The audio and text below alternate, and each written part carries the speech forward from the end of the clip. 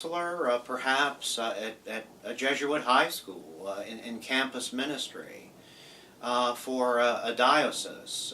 We're seeing a trend with a shortage of priests, that there is a real need for lay pastoral care, and we're getting some students who for their parish and or their diocese come to this program to be prepared to offer that service in their locale. Cool. Oh, let me say that then, for the 60 credit program in pastoral counseling, that offers a more specialized clinical focus in pastoral. Sorry about that. That's okay. It'll go to voicemail here. I'll start that over again. Mm-hmm. We just need to start from the 60. Yeah. Yeah. Yes, I was segueing.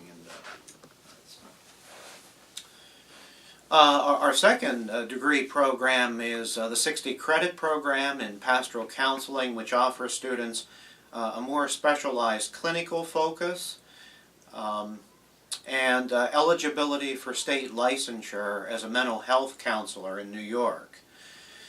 Students that graduate from this program can be a certified pastoral psychotherapist, a state licensed mental health counselor, working in a counseling agency, a mental health counseling center, drug and alcohol treatment center, addiction center, as well as.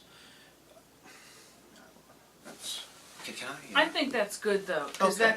that's enough. That's a lot of information. Okay. I was going to add private practice, but Lisa probably Okay. said that. Okay. Is that enough? Yeah, I think that's good. Okay.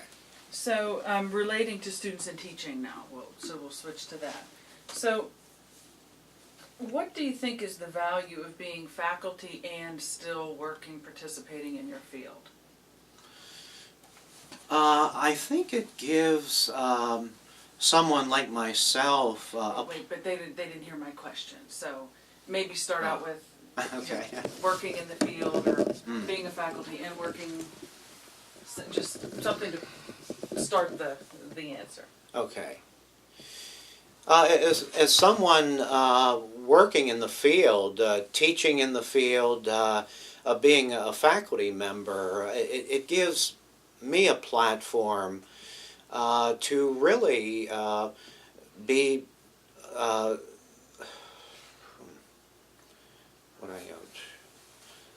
future directions. That I can influence future directions in the field. Yeah. It gives you a unique perspective that you can offer the student. Okay. So as a faculty member working in the field of pastoral counseling, there's a network that I'm connected with. I'm able to see what the Can I unplug it? yeah. Sorry about that. Just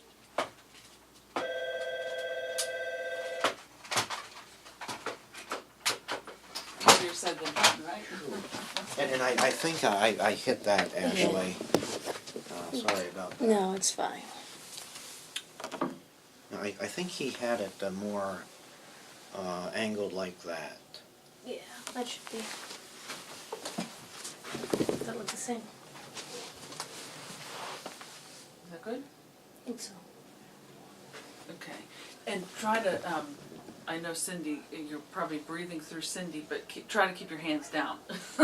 They popped up in a couple of Gesticulating. Yes. Be like Dana Carvey doing George Bush. Right. That Iraq thing. Yeah. Okay, so Okay. what do you think the value is of being faculty and working in the field, that unique perspective that you can offer students?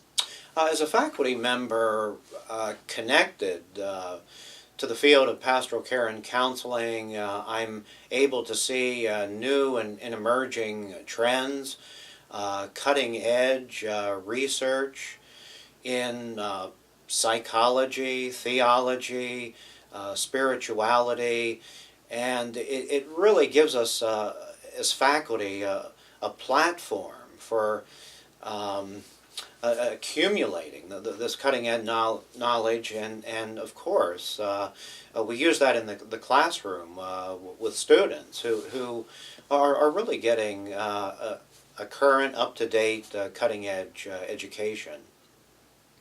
That's perfect. Why is empathic listening so critical in the pastoral care profession, and how is that exemplified in the programs that you teach?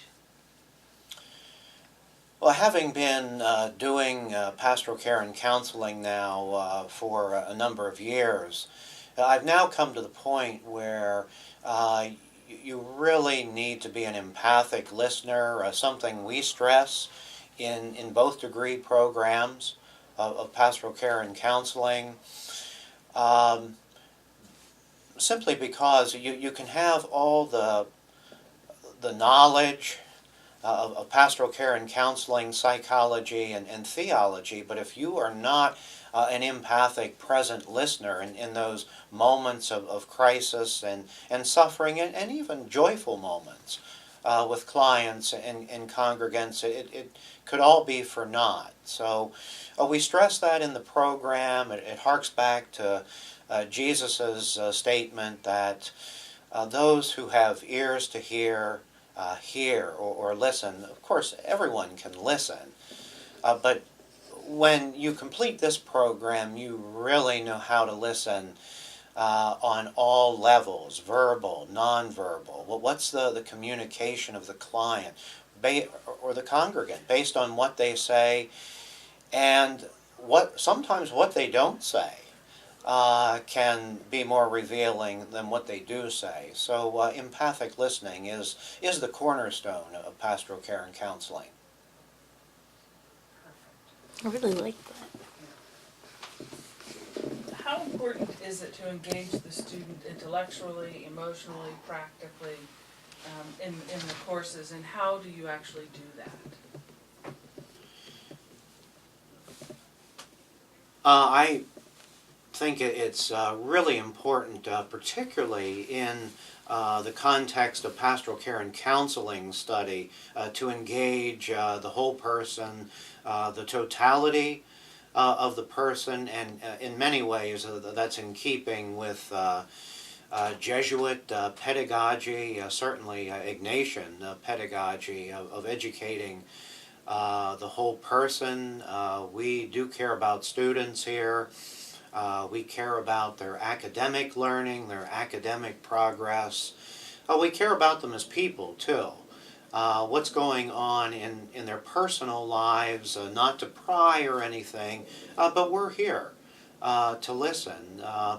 Because in this field, it is impossible to separate who I am as a person from who I am as a professional. In other words, my personal identity and my professional identity are always closely linked. Now, the Fordham Jesuit thing. So what is the Fordham difference?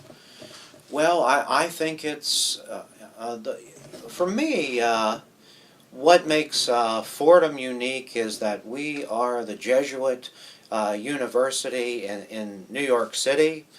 And that means, first and foremost, academic excellence in the context, some would say, the greatest city in the world. We are a Jesuit institution. We embrace the Ignatian way, Ignatian pedagogy, which focuses on, again, educating the whole person for service to a world in need. Cool. How do you teach people to transform their communities? My approach, and I think my colleagues' approach is for students to think in terms of personal transformation. It's really important that we're working on ourselves, not simply those in our care. We can only accompany someone as far as we've grown, as far as we've developed, as far as we've healed. So it's really important that we're about the business of our own growth and development.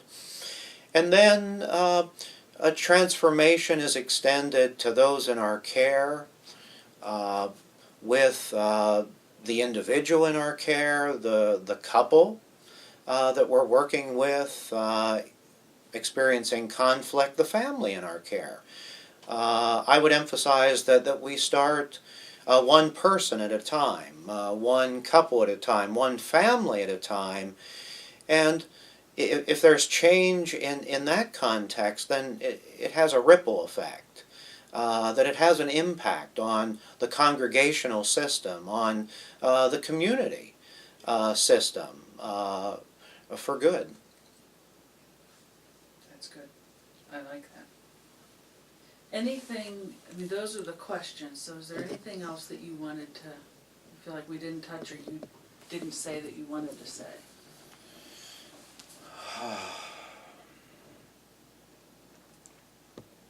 Well, I was going to do that. Sometimes students aren't sure between the 36 and the 60. Mm-hmm. And I think over the phone I had said about, but maybe that's too much. Okay. Project yourself 5 years into the future. Actually, I like that. Like when he said it on the phone, it Yeah. sounded like Okay. if you take nothing else away from that, you need this. Okay. So how? Oh, the project yourself Yeah. into the, yeah. Like that's Yeah. the tagline for this. Yeah. So Okay. how would you counsel a student who's struggling with making a decision on should they do this program or one of the programs?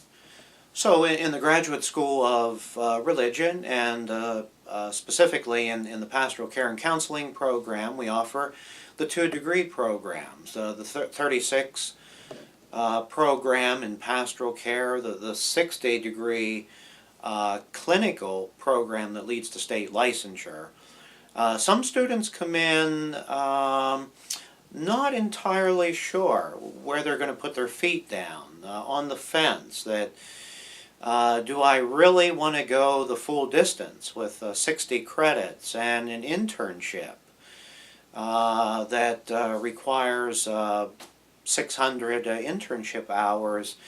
And I always advise students to try and project yourself into the future, say 5 years from now. Try and get an image of what you see yourself doing, what's your passion, what's your calling. And if it is something that requires a licensure, perhaps you want to go into private practice, or you're working in a counseling agency and have a side counseling practice that requires licensure, then by all means you'll want the 60 credit program. If not, maybe a more general approach to pastoral care in a parish setting, a diocese, then the 36 credit program in pastoral care might be for you. Good, I like that. Cool. There's 8 minutes on here. Should we pause it and set up some of the Yeah. other little shots that we